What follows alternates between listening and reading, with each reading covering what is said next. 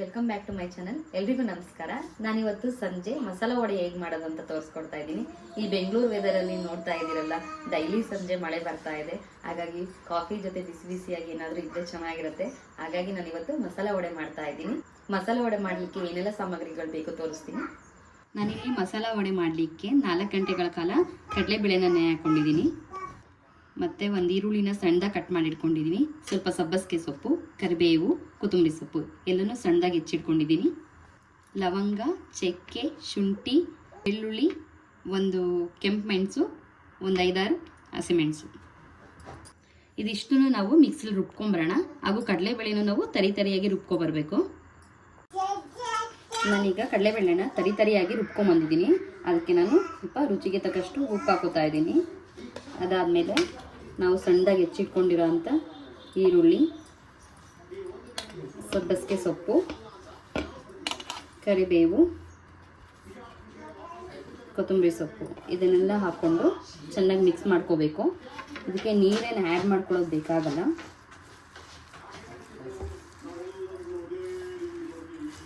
ನೀವು ಬೇಕಂದರೆ ಸ್ವಲ್ಪ ಕ್ರಿಸ್ಪಿಯಾಗಿ ಬರಬೇಕು ಅಂದರೆ ಸ್ವಲ್ಪ ಸೋಡಾ ಕೂಡ ಹಾಕೋಬೋದು.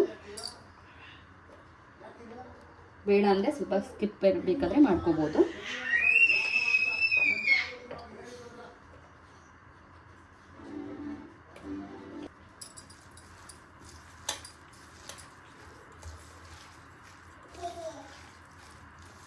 ಕಡಲೆಬೇಳೆ ವಡೆ ಅಂತ ಕೂಡ ಇದನ್ನು ಕರೀತಾರೆ.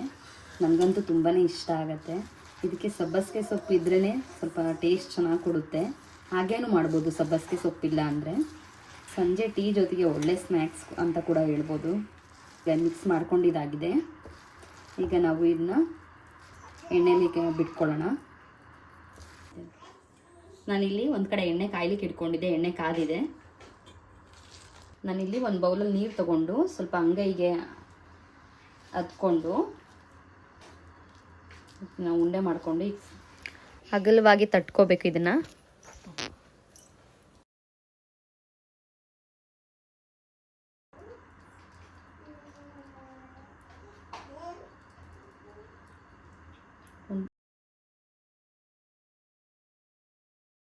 ನೀರೆಲ್ಲ ಹಾಕ್ಕೊಂಡ್ರೆ ತುಂಬ ಮೆತ್ತ ಆಗಿಬಿಡುತ್ತೆ, ಬಿಡೋಕ್ಕೆ ಸರಿಯಾಗಲ್ಲ.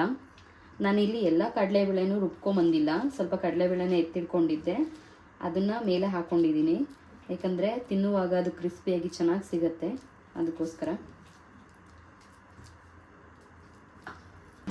ನಾನಿಲ್ಲಿ ಬೇಗ ಬೇಗ ಮಾಡಿಬಿಡೋಕ್ಕಾಗಲ್ಲ ಅಂತ ಫಸ್ಟು ಸ್ವಲ್ಪ ಮಾಡಿಟ್ಕೊಂಡ್ಬಿಟ್ರೆ ಸರಿಯಾಗುತ್ತೆ ಅಂತ.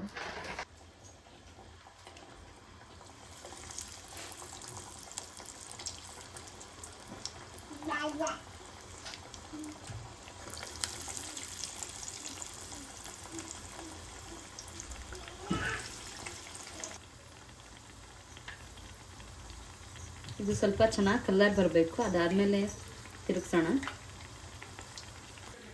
ನಾವೀಗ ಇದನ್ನು ತಿರುಗಿಸ್ಕೊಳ್ಳೋಣ. ನೋಡಿ ಕಲರ್ ನೋಡಿ ಎಷ್ಟು ಚೆನ್ನಾಗಿ ಕಾಣ್ತಾ ಇದೆ.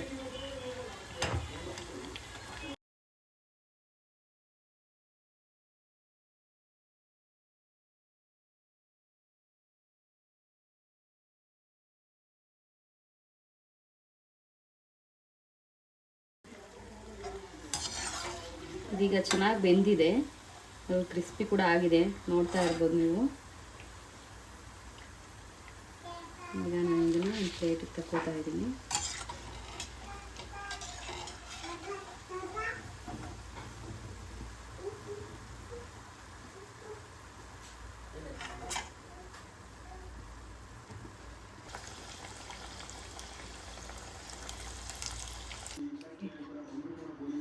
ಮಸಾಲ ವಡೆ ಜೊತೆ ನಮ್ಮ ಕಾಫಿ ಕೂಡ ರೆಡಿ ಆಗ್ತಾ ಇದೆ.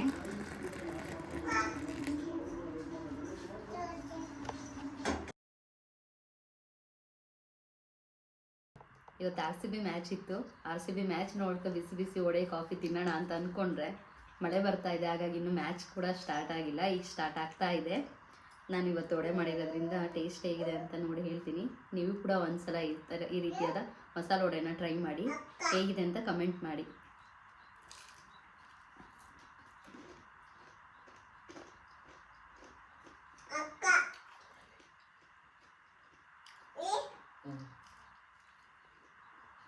ನಿಜವಾಗ್ಲೂ ತುಂಬಾ ಚೆನ್ನಾಗಿದೆ.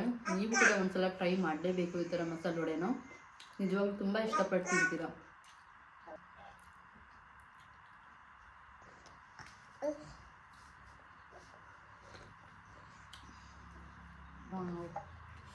ಹೀಗೆ ನನ್ನ ವಿಡಿಯೋಸ್ನ ನೋಡ್ತಾ ಇರಿ, ಲೈಕ್ ಮಾಡಿ, ಶೇರ್ ಮಾಡಿ, ಕಮೆಂಟ್ ಮಾಡ್ತಾ ಇರಿ.